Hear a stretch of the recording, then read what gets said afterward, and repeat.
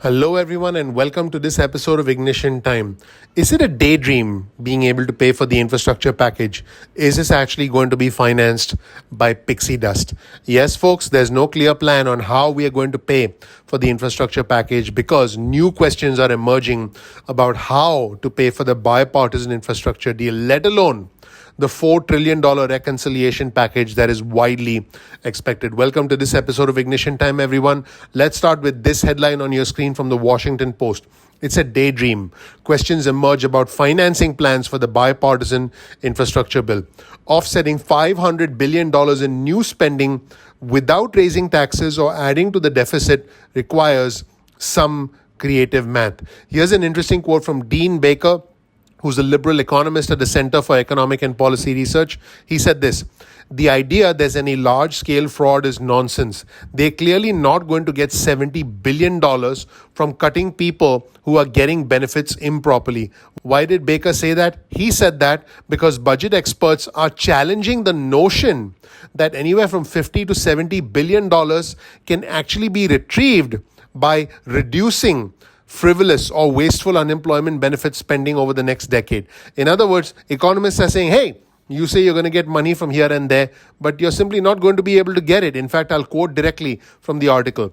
The fuzzy math on unemployment benefits is just one, it's just one of the debatable assumptions the Senate and the White House deal makers made in saying that they would pay for more than $500 billion in new infrastructure spending. Folks, the Republicans don't want to raise taxes on the corporations and the rich. How is the federal government going to actually get money when they can't raise taxes? Because a majority of the income of the federal government comes from taxes. So if you don't raise taxes, how are you going to get money? So the deal includes $65 billion from proceeds of selling the spectrum used by telecommunications industries to run 5G. That sale occurred in February, but is being counted as new savings for the plan. So basically, folks, the White House and the administration are using some fuzzy math.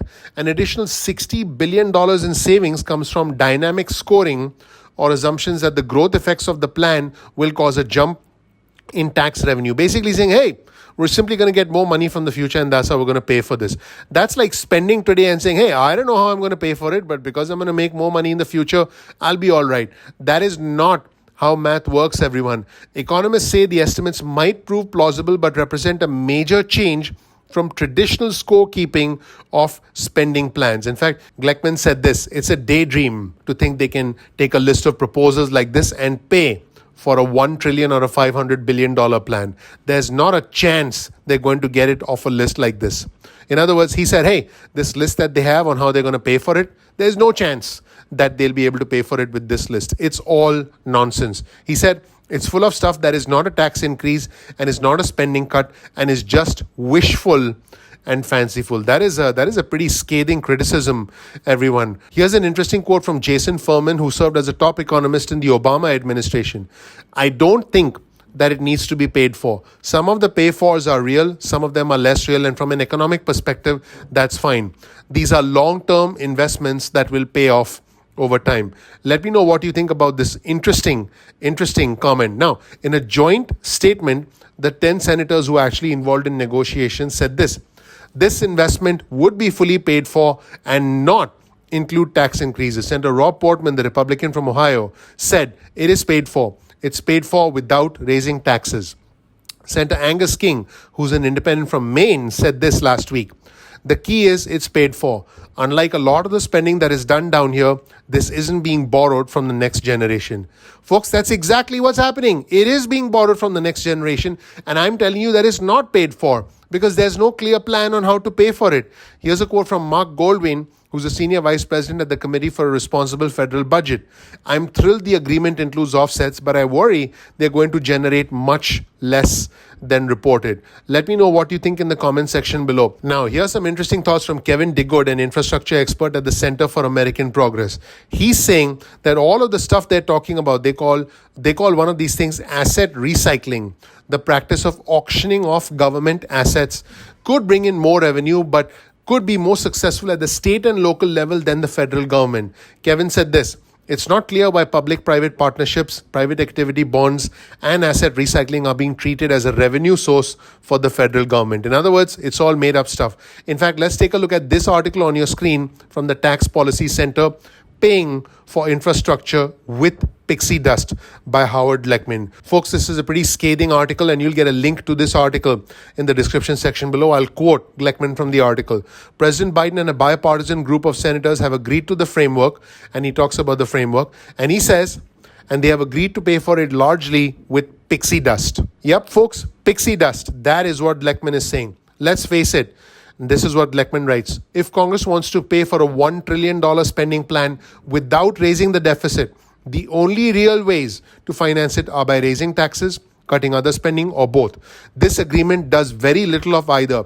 And while the White House fact sheet describing the agreement includes no revenue estimates with its brief descriptions of the pains, they are certain to generate far less than the plan costs. For example, foreclosed options. This is not likely to work. Grab bag. Now that they have it, and Leckman writes, the agreement is they'll borrow the money, or at least most of it. Leckman writes, they've settled on a grab bag of narrow revenue raisers and promise spending reductions that likely will never happen. Or if they do, they'll generate far less than the plan's backers hope. Some of the ideas have been used to pay for spending increases as far back in the 1980s. They didn't achieve the goal then, they won't now. Leckman writes, while we have not seen a Congressional Budget Office score for most of these ideas, it is fair to say that most are aspirational. Let's just take a look at the list. Extend the mandatory sequester. Leckman takes a shot at that. Selling 5G spectrum. Leckman says presidents have been promising to pay for stuff by selling spectrum since the 1980s. When they were talking about radio and TV bandwidth. The problem, the government already has been selling its 5G spectrum. Is the plan to sell more or to take credit for what it has already been doing? Plus, there is evidence that the demand for the spectrum may be softening. On top of that, selling oil from the Strategic Petroleum Reserve. As with spectrum, the federal government already has been selling off oil from the Strategic Petroleum Reserve, reducing the tax gap. Now, this could result in some revenue, but they decided to do a $40 billion increase in the IRS budget, which they said would result in an increase of $100 billion by way of taxes that are owed but not paid. But how long will it take for the IRS to hire new agents, train new agents, make sure they enforce IRS regulations, make sure that money comes in? It could take years for something like that to happen. And finally, the macroeconomic impact of infrastructure investments. In other words, if we invest in infrastructure, there's going to be more revenue for the federal government. But the problem is infrastructure is literally a black hole. You start spending money, you spend even more money. So how can you calculate that revenue will arise from improved infrastructure without even having a clear plan for infrastructure spending, which is where we are right now? So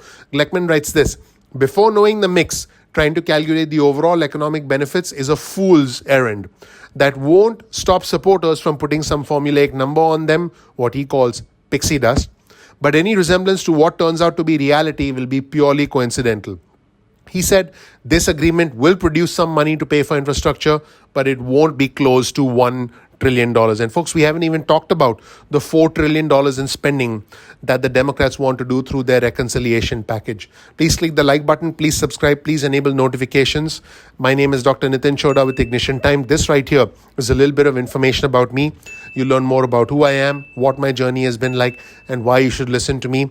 Please click the like button. Please subscribe. That is your vote of confidence in us. We appreciate you. Also follow us on Twitter. This right here is my Twitter feed, and my Twitter handle is ignition_time. That's ignition_time. Thank you so much for watching. I'm looking forward to seeing you in the next episode of Ignition Time, and let me know what you think of this pixie dust, if you will. These made up numbers that are designed to prove or at least convince us that this money is actually going to be generated by way of revenue. It looks like we're simply kicking the can down the road to create an even bigger deficit bubble in the future, and something that our children and our grandchildren will have to contend with. Thank you so much for watching. I'm looking forward to seeing you in the next episode of Ignition Time. Take care. Bye.